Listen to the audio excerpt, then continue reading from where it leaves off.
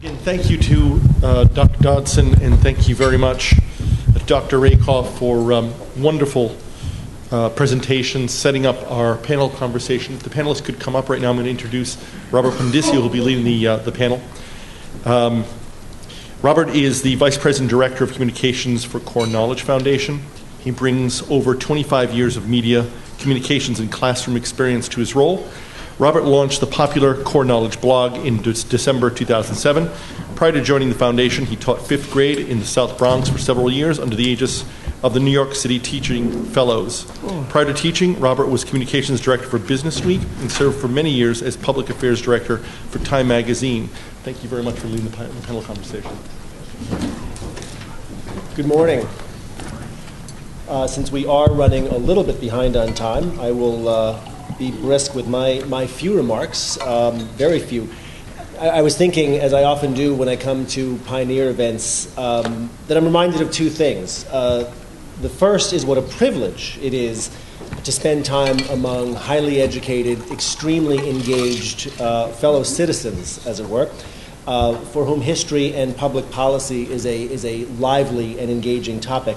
The very next thought I always have is how it saddens me how few of our students, those of us who are in K-12 education, could not just participate in a forum like this, but even understand it, how much of it would go over their heads.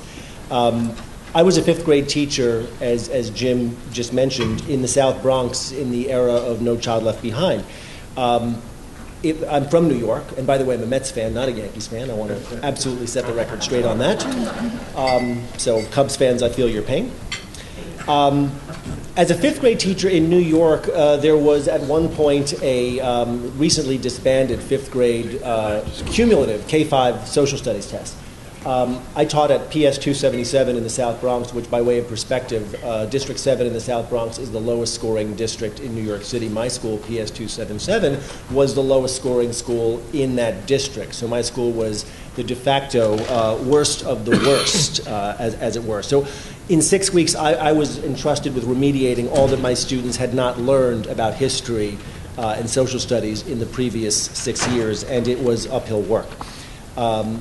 The one moment that crystallized this for me, I remember in my first or second year of teaching, we were in the middle of the South Bronx, 148th Street. I asked my students to look out the window and imagine what they would see if they were looking out of this window 100 years, 1,000 years previously. And they literally could not do it. They could not form a picture in their mind of what the world would have looked like. I remember one young man, when I asked, what do you think you would see out the window 1,000 years ago, thought for a moment and said, dinosaurs? Which is ruefully amusing, but it's quite sad that they had no historical perspective.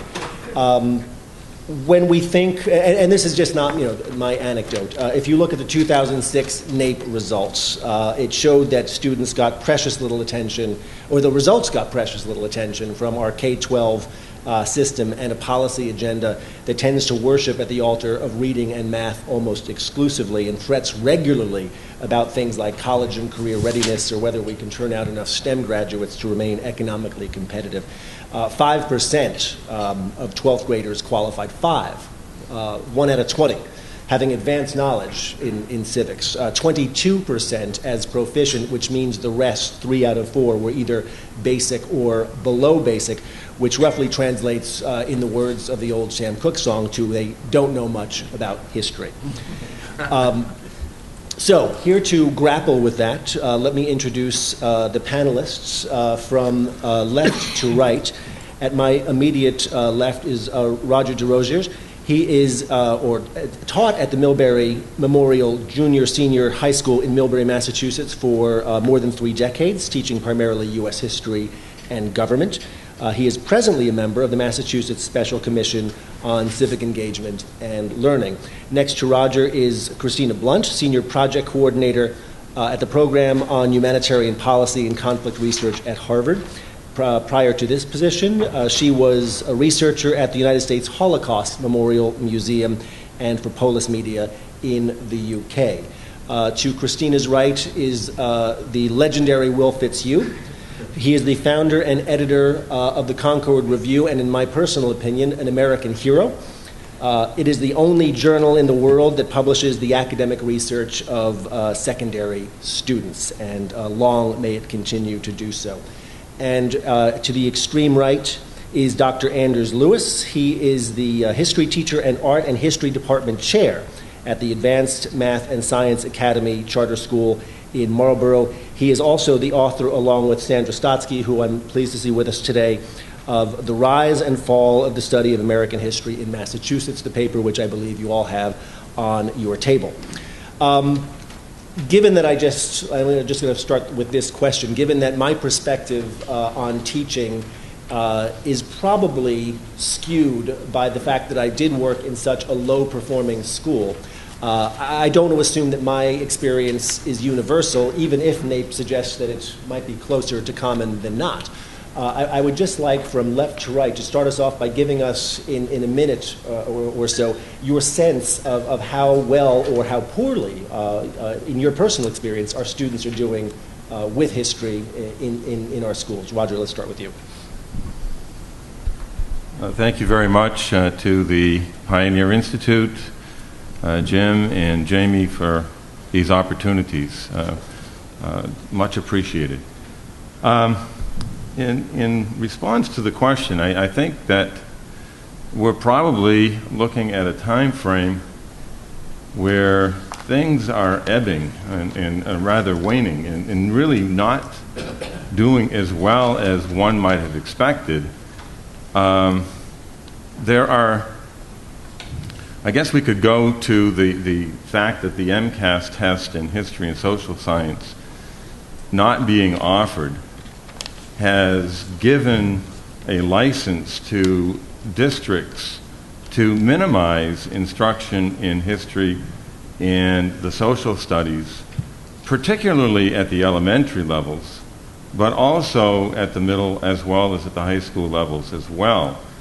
So I guess a brief answer to your question is where we might have seen some progress and might have seen greater attention being given to the study of history and the social sciences. My sense is that the MCAS has given districts, for whether it be economic notions or simply to make sure that the accountability for which they are measured, which is going to be through the ELA and the math and even the science scores, has essentially minimized or marginalized history and social science.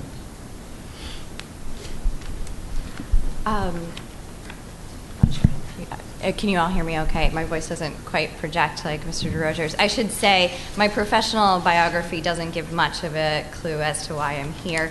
I'm a former student of Roger DeRocher at the Millbury High School, and I'm what you might consider the beta version of the MCAS system. I graduated from public high school in Massachusetts in 2003 with the first class that was required to pass the test to do so. I continue volunteering as a judge for the We the People competition, which was just held in Massachusetts this past weekend, and it tests students on their ability to engage with some of the founding documents of U.S. history. So my perspective isn't one from that of an educator, although I do work in an educational setting. I can offer you my own experience of what it was like to come through that system. We did have to take an MCAS test on U.S. history, although it was not required for our graduation.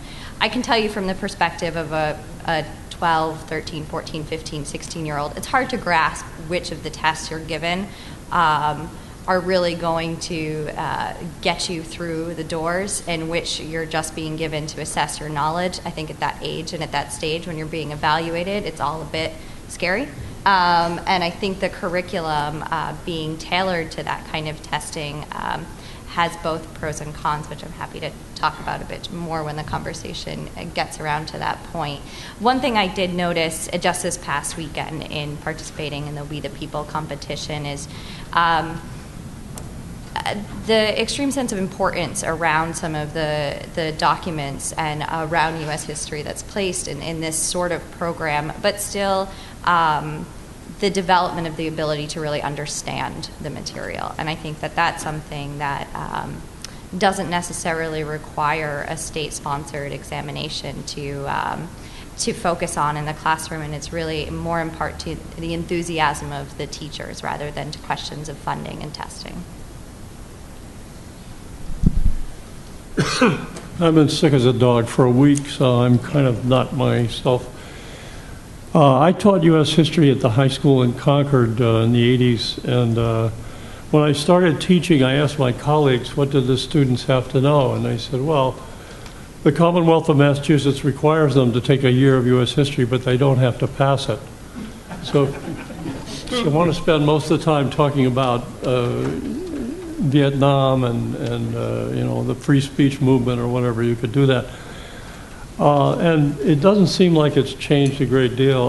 I really recommend the work that Dr. Anders and Dr. Stotsky have done advocating a return of, as Pioneer's been doing, a return to a serious U.S. history test as part of MCAS. But one of my greatest sort of insights over the last 25 years of working with student papers is that the vast majority of what I would call edu-pundits have no interest in the academic work of students. And one of the ways I would clarify that is by saying that there's a general agreement among edu-pundits that the most important variable in student academic achievement is teacher quality.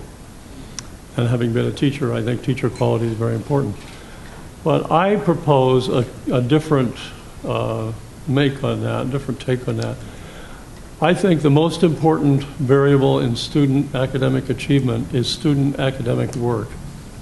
And student academic work is beneath the radar of almost everybody who talks about education. And the reason I have that perspective is because I'm only interested in student academic work. I published 1,044 history research papers by students from 46 states and 38 other countries in the last 25 years.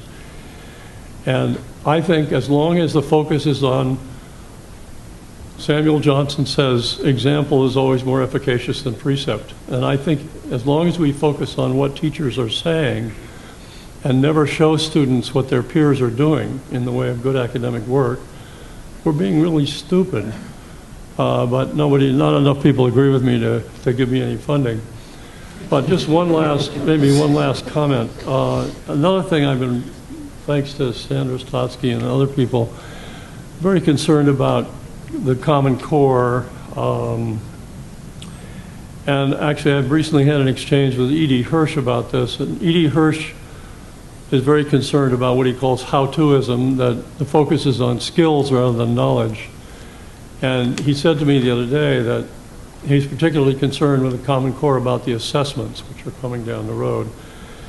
And it seems very likely that the assessments will focus on skills and not knowledge. So the knowledge of history is sliding down the slope and losing prominence and losing salience. And it's a very sad story. I won't go into it now, but in the 80s, Harvard made an effort to write a core for the college, and no professor would agree to let any other professor tell him what his students should learn about his subject. They had huge battles about it, and the outcome was they all decided to teach skills. And there's a wonderful essay from The Atlantic called Harvard's Hollow Core, which I will send you at the drop of a hat.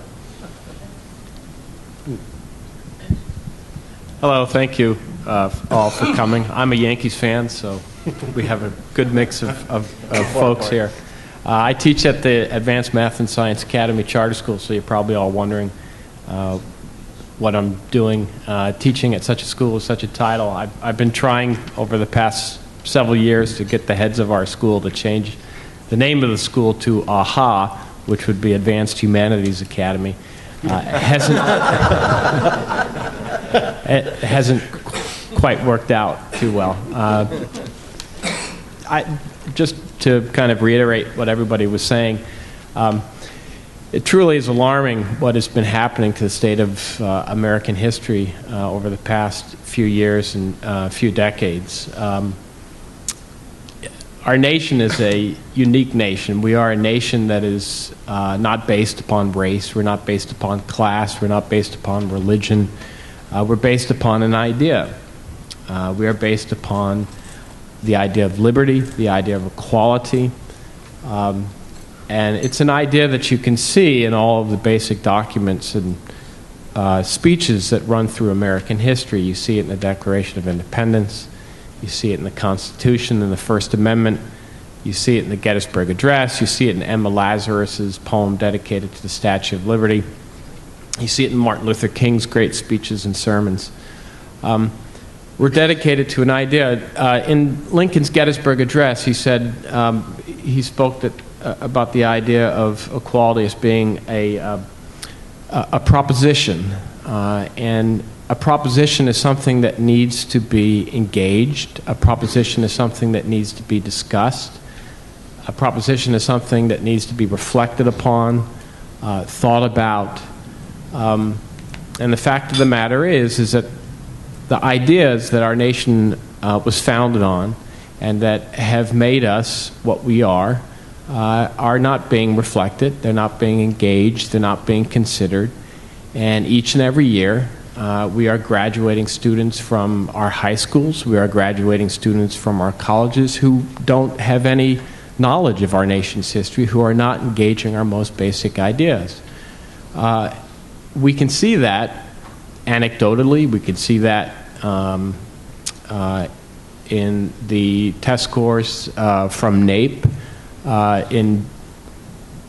Just to give you one little nugget of information from the paper that Sandy and I wrote, the most recent 2010 NAEP test, 98% of graduating seniors could not identify the importance of Brown versus Board of Education. When I saw that statistic, that just speaks volumes. It's absolutely stunning. I mean, what does that say? They have no knowledge of the Supreme Court. They have no knowledge of the civil rights movement. Absolutely stunning. Anecdotally, I can talk a bit about the kids in my class. All great kids, wonderful kids.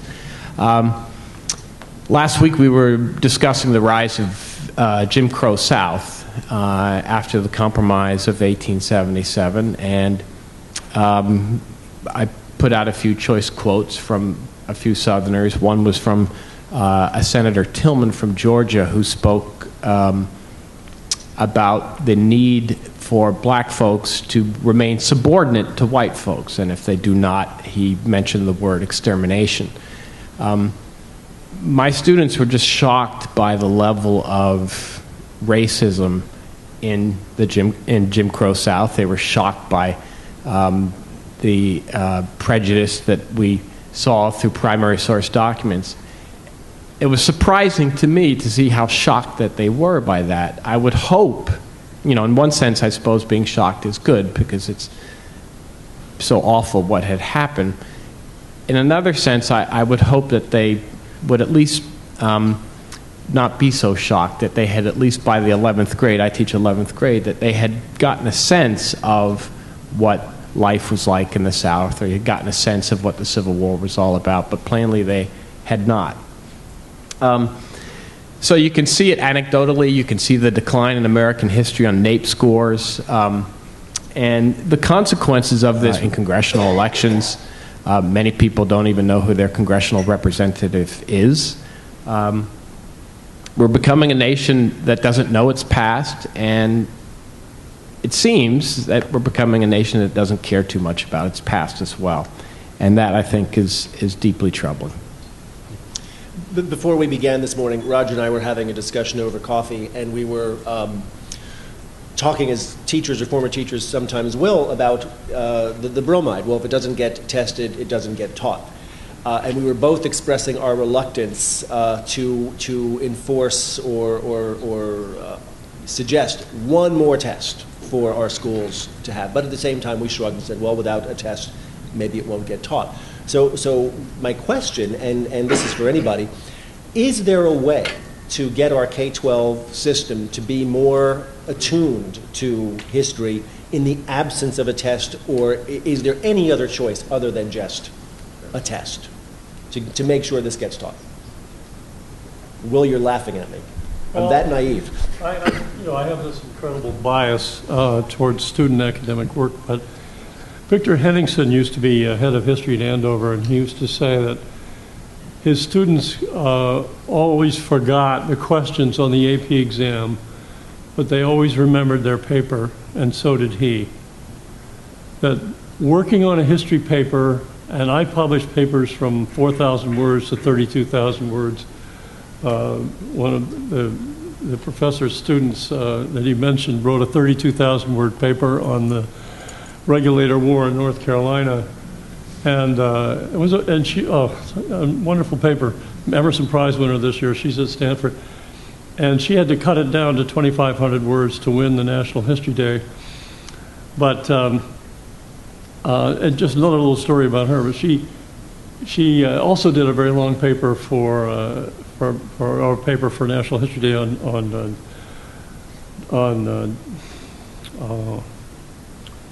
George C. Marshall, and she and I were talking because we had both read the 4-volume biography of Marshall, and she was saying how much she loved it, and she said, when I was interviewed at Harvard, I mentioned the work I'd done on Marshall, and my interviewer had never heard of him. she couldn't. But I guess, I think it's very important to be taught. I think a survey is good. I think textbooks are good. But I believe that once a student writes a serious history research paper, even if it's 8 pages in 8th grade, or 6 pages in 6th grade, or 10 pages in 10th grade, or 12 pages in senior year, they have become a participant in the historical process. And in the absence of that, it's very hard to engage them in history. I remember, just one last thing, I remember when I was teaching, I taught for about 10 years, and one of the things I noticed is that every year, 1 year of history turned from color to black and white. In other words, if you lived, the fall of the towers was in what, 2011? It's 2001. That's 12 years ago. If you have an 18-year-old student, they were 6. So stuff that is terrible being a teacher. I was born in 1936, so there's a lot of stuff that's still in color for me. But every year you notice that students who you think will have shared some history, that history is turned to black and white. It's no longer real history anymore. And the problem with black and white history is that it's in there with Churchill and Julius Caesar and Maria Theresa, and everybody's jumbled in there together. So one of the ways of bringing any part of history back into color, into life, is by doing a serious paper on it. I would just like to say that a test is imperative. If there is no test, the school's resources, state resources are going to go to whatever is tested, be it English or math, which is what it's doing right now. And to me, it comes down to a question of what we value as a society. I don't wish to denigrate English or math. Certainly, absolutely essential. English and math are essential for helping a student going out into the world, getting a job. History and civics is something which I think is a little bit more profound. And that is, history and civics train you to be citizens in a democracy. And if we value our society, if we value our democracy, we have to put our money where our mouth is. And right now what we need is a state MCAS test in history.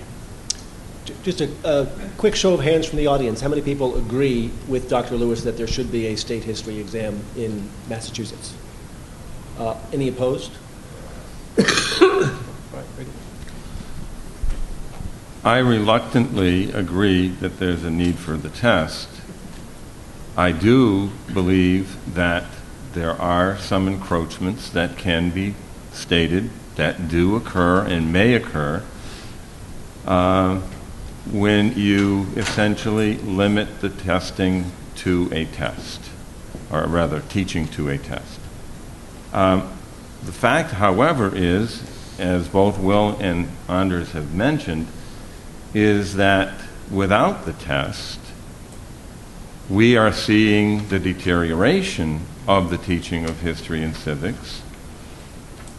I don't know if you heard this week where Washington, D.C. schools are no longer going to be teaching civic education in their K through 12. It's like, excuse me? I mean, to Anders' point, you know, English, I think I have a perspective that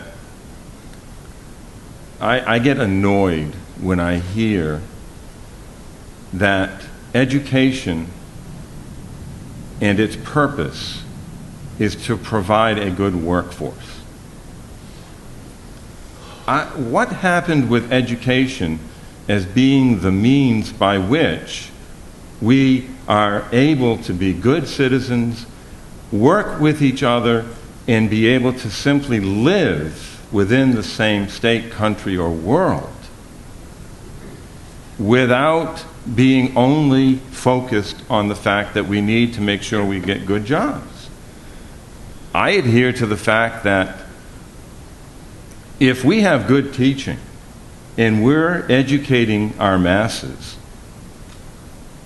they're automatically going to be able to get good jobs. I think we're being too limiting in our focus when we start saying that the purpose of education is to get good jobs. And I'm tired of that kind of rhetoric, which I don't think serves us well, and as a result allows for decision makers to turn around and say to us, well, you don't really need history for work, you don't really need civics for work, geography. In other words, we can throw in, okay, a whole bunch of different courses and say, well, they don't particularly lead us to a good working force. I would disagree with that. Getting along in a global world tells us immediately that that logic really is flawed. Christina, let me put you on the spot, since you are the room representative, I'm afraid, of a demographic that is a little bit closer to K-12 education than the rest of us. Can you, when you think of your K-12 experience, and especially even your high school experience, can you recall any signals that you got, overt or subtle, that said to you, I'm here to become a citizen? I would think certainly. But I mean, I think this speaks to the point I made earlier that I was taught by teachers with a great deal of enthusiasm and investment. And I think it speaks also to a point that wasn't made in the Pioneer Institute's paper, but I think is of equal value and importance, is that there's a sense that we're talking about an age past and lamenting over a time when civic education was put at the forefront, but our current public policies are made by the people who were brought up in that system. And so if civic education was so important then, why are we struggling with the structure and the framework in which we're making public policies? So that's the first point, but I think equally important to a strong education system is a strong community and a strong investment in education in that community and a strong family. If a student isn't getting the focus on education at home, it's not just the teacher's responsibility to provide that. They have 30, 35 kids a day. The whole community needs to be invested in that. And I don't think we show that kind of signal to students when we, town after town, votes on a local level not to increase funding for education. I think it's a really important signal that we're sending as a community. So certainly, we were encouraged to volunteer. We were encouraged to kind of grapple with some of these topics. We did a variety of projects. We were told we were being educated to become good citizens, but I think it's important to live that. Your reply, which thank you for the segue, it hints at what is, for lack of a better description, often referred to as service learning, which is very much in vogue in American schools. Just a quick response from everybody. Is service learning, does it help? Does it hurt? Does it have no impact on what we're discussing whatsoever? Is it utterly a different thing? Roger, what do you think? service learning without a component that deals with public policy is going to be disastrous. Don't get me wrong, service learning is great, but it has a non-lasting appeal. It is not going to be something that is going to carry on. All of our students, and adults for that matter, need foundational understanding of what our government is all about. What does this government stand for? How can we say we are we the people, and yet we don't even understand, okay, what the foundational principles upon which our country is based? And I think that's one of our a huge flaw that we have. And so service learning on its surface is great. But how many times have you heard students do service learning with the following statement? Well, we cleaned up the cemetery because the town wouldn't do it. Essentially negating or putting the government of our communities down because A, they don't have the means or whatever. So it's essentially some service learning that does not have what I would call a public policy dimension, has the capacity of making it appear that government is bad.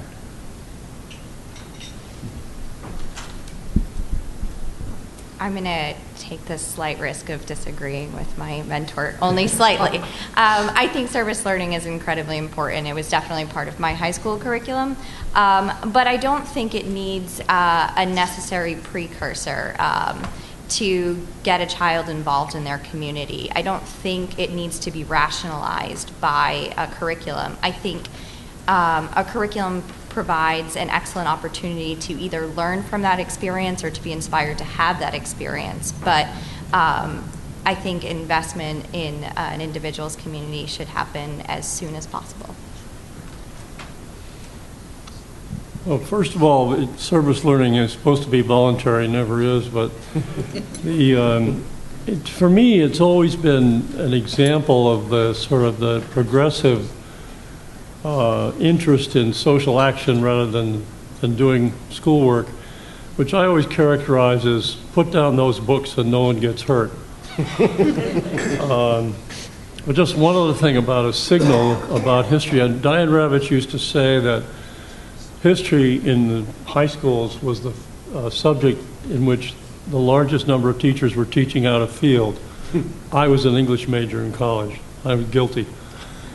But there's an old joke, which you probably heard anyway, but they say, it's very hard to know the last name of all the social studies teachers in the United States, but the first name of half of them is Coach.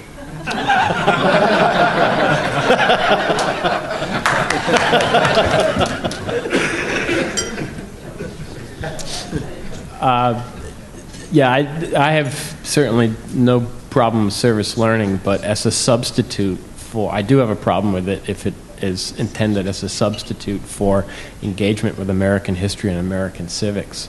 Earlier this morning we were talking about the Founding Fathers. Dr. Rakova was talking about the Founding Fathers. Just think about what the Founding Fathers said about the importance of history. All the Founding Fathers were deeply steeped in history. They read history. They considered history.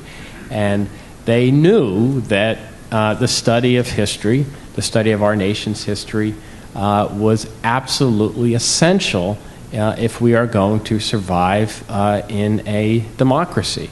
When Ben Franklin finished up the Constitution, he was asked, how'd everything turn out? And he said, well, you have a republic if you can keep it. Can we keep it?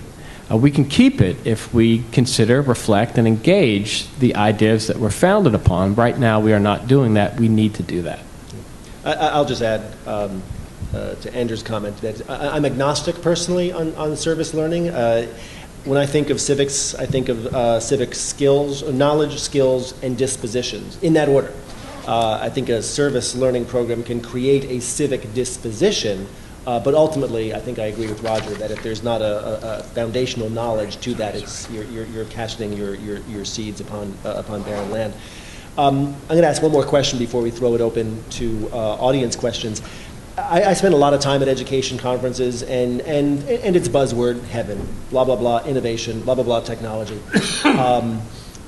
When you talk to policy folks, it's blah, blah, blah choice, it's blah, blah, blah funding mechanisms, it's a lot of structures.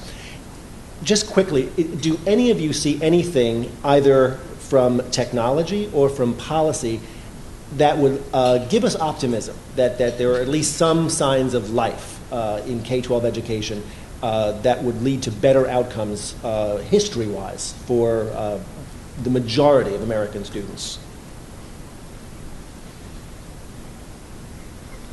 I think I have my answer. Well, I definitely do believe that there are potential for a tremendous amount of good. But again, with the tremendous amount of technology at hand, it also makes it very difficult to be assured that history is not just simply going to be someone else's lies that get permeated over the internet.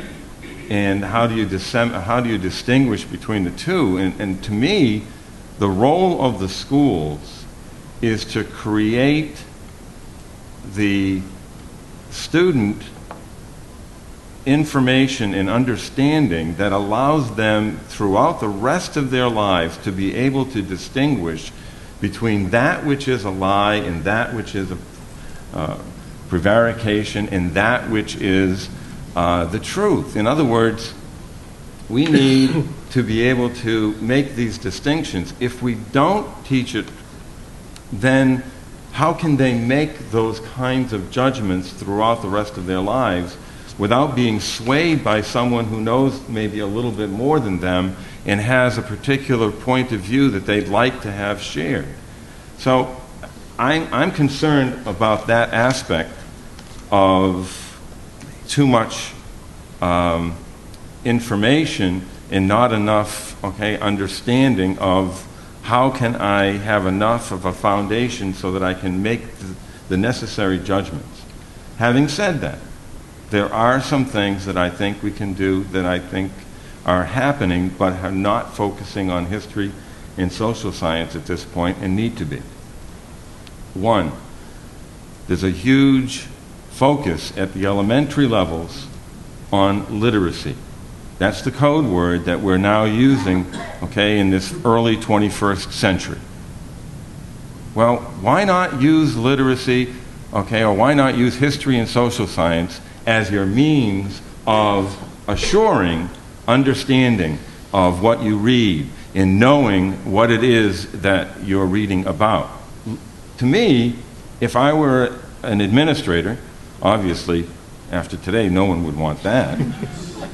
The fact of the matter is that I would be looking at social studies and history, and I'd be saying, okay, let's go and use that to teach and help in the form of literacy.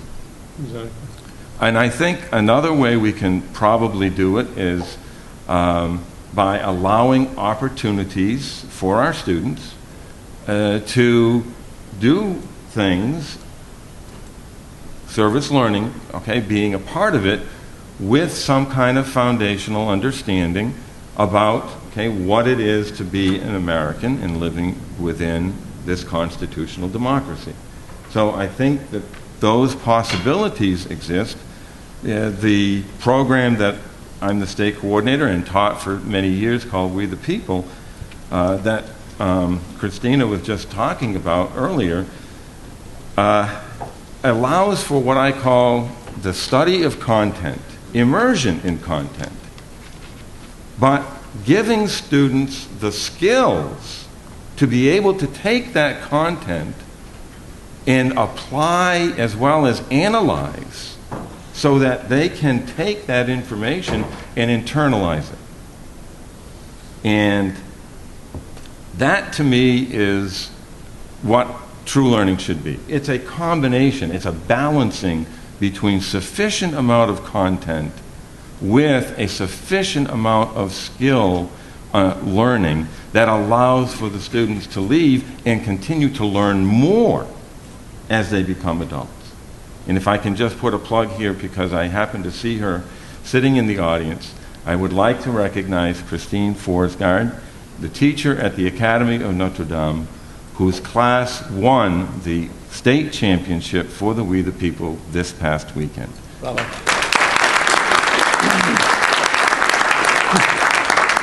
I'm going to be really bold. I'm usually not. I teach at a Catholic school. But that's a point. I teach at a Catholic school. Number 2, a private school. Something's going on in public education. We have the flexibility at our school. I have the support of my administration. I have the support of other teachers. I have the support of parents to make their kids work hard and have a higher standard. And we're very blessed that we have Roger to keep this program going, despite the fact that the one thing that Congress could cut was We the People funding, which is interesting. And I also have to just say a thank you to Jack Rakoff, because I knew I saw this a while ago that this program was going to be given, and I thought, wait a minute. He's here on Monday morning from California, and there's a We the People competition on Saturday. Maybe he's going to be